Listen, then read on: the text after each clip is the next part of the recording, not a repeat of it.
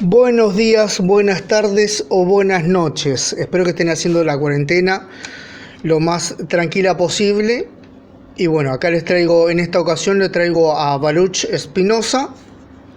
Como saben, es un pequeño pantallazo para que se pueda apenas intuir lo que vendría a ser el problema ontológico, que es de lo que trata en definitiva casi toda la filosofía, ¿verdad? Así que les recomiendo particularmente que busquen un poco de la historia y de la época del autor para poder contextualizar lo que se está diciendo. Que en el caso de Baruch Spinoza es impresionante. Así que los invito a buscar un poco de su biografía. Ahora bien, el primer elemento para poder entender a Spinoza es pensar en el marco de una preocupación por el puesto del hombre en el cosmos. Spinoza, siguiendo el espíritu dialógico, lo resuelve en un extremo racionalismo, no afectivo, espiritual, místico como sería en Pascal, que tiene que ver con una demostración lógica. El cosmos es un orden universal, necesario, lógico, racional. Es la forma en que se revela Dios. Esto quiere decir que sustancia infinita y universo son iguales. Todas las cosas, o sea, tapanta, devienen de Dios como arqué. Solo de Dios es predicable hablar de sustancia, del ser en sí para sí por sí. El hombre aparece como centro, en el marco de una hiperinflación donde el cosmos le pertenece. Es una posesión donde también es su legislador, en actitud predatoria. El cosmos le sirve como medio para fines individuales. Esto quiere decir que el hombre se vuelve manipulador a placer de lo que cree propio. Esto claramente implica una inversión de instalación, de mirada, de comprensión. Esto es mirar el cosmos desde el punto de vista del absoluto y no del hombre. Desde aquí, el hombre comprende su dependencia ontológica del absoluto, de la sustancia infinita.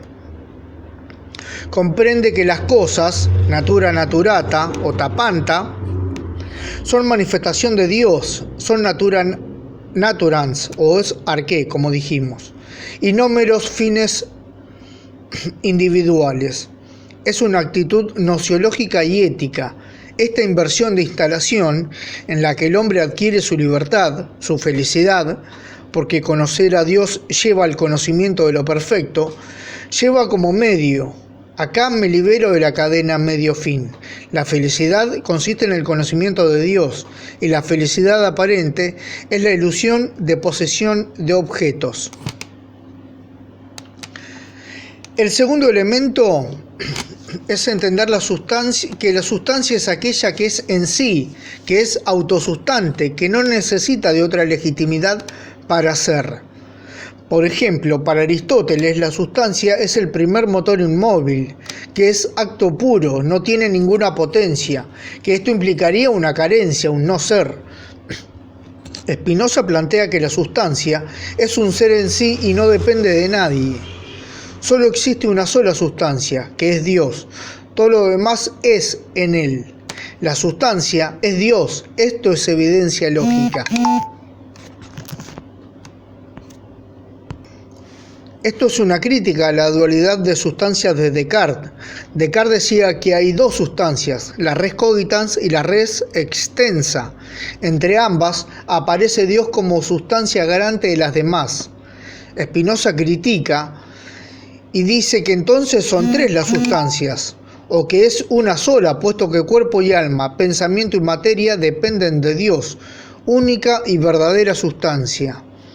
Para Spinoza, pensamiento y materia son modos o atributos de la sustancia infinita. Desde el punto de vista del absoluto, que es en el que nos instalamos, esto quiere decir que el hombre, al entender racionalmente el orden lógico del universo, se ubica como en la cúspide, ¿verdad? Por eso es puesto de vista, un punto de vista desde el absoluto. Con esto quiere decir que el hombre tiene esta actitud predatoria, ¿verdad? Que se ubica en la máxima, en la cúspide de la pirámide y se cree rector de todo. Ahora bien, Desde el punto de vista del absoluto, que es en el que nos instalamos, ¿cómo captamos la vastedad de atributos? ¿Bajo qué modos puedo percibir la sustancia infinita? A través de nuestro cuerpo y pensamiento, dos únicos atributos por los que puedo conocer a Dios. Pero la sustancia posee infinitos modos, infinitos atributos propios de su infinitud de ser. Mi ser limitado solo puede descubrir materia y pensamiento en el universo, pero Dios es más. Ahora bien, como tercer elemento está el orden del discurso. Existe una determinada estructura, un andamiaje del discurso. El discurso spinociano plantea que el ser es igual al pensar, que a su vez es igual al lenguaje. Este orden lógico, de evidencia matemática, no es un estilo discursivo que implique un acto de elección, sino que es el único modo necesario de nombrar a la sustancia infinita. Ahora bien, Dios como sustancia o actividad productiva infinita es naturaleza causante, es natura naturans, es arqué. El mundo es la expresión de Dios considerado en su producto, es natura naturata, es tapanta. Por lo tanto, el proceso causativo tiene estos caracteres. 1. Está fuera de tiempo. Entre Dios y mundo no hay una relación de antes y después. La génesis del mundo es un proceso eterno, tan eterno como lo es la sustancia que actúa en él. Punto número 2. La sustancia divina no es transitiva, sino que es inmanente. El producto no está fuera de quien lo produce, como algo diferente a él, sino que está en él. El mundo es por su esencia idéntica a Dios, y esto es lo que se considera panteísmo. Por esto lo condenan a Baruch Spinoza y lo dictan en el Jerem, que es una maldición en su religión. Él profesaba la religión sefardí, que es una de las modificaciones del judaísmo de la modernidad, ¿no es cierto? Bien entrada la modernidad. La causa divina es libre. Este es el tercer punto. Libre en el sentido de que la causalidad divina se desenvuelve independientemente de toda acción extraña, conforme a la necesidad de la naturaleza de Dios. Cuarto punto. No puede atribuirse a Dios inteligencia y voluntad análogas a las nuestras. Él es un ser impersonal que obra según la íntima necesidad de su naturaleza y no según la facultad de elección ni en vistas de fines. Ahora bien, todo lo que es, lo es en Dios, y Dios es causa en sí, que encierra en sí mismo no solo la razón de su ser, sino también el fundamento de todo lo que es. No puede pensarse sin que se tenga la certeza de su existencia. Este existir necesario e infinito de Dios constituye su eternidad. El conjunto de los modos es el mundo como realización de Dios. Dios y el mundo, causa y efecto, no son dos realidades, sino una sola, la realidad universal, la naturaleza.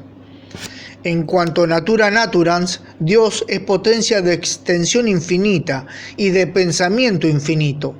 En cuanto a natura naturata, es la totalidad de los seres corpóreos y totalidad de las conciencias. Lo infinito pone en sí mismo un límite que lo distingue, pero no por eso pierde en su delimitarse la infinita eternidad que le es propia.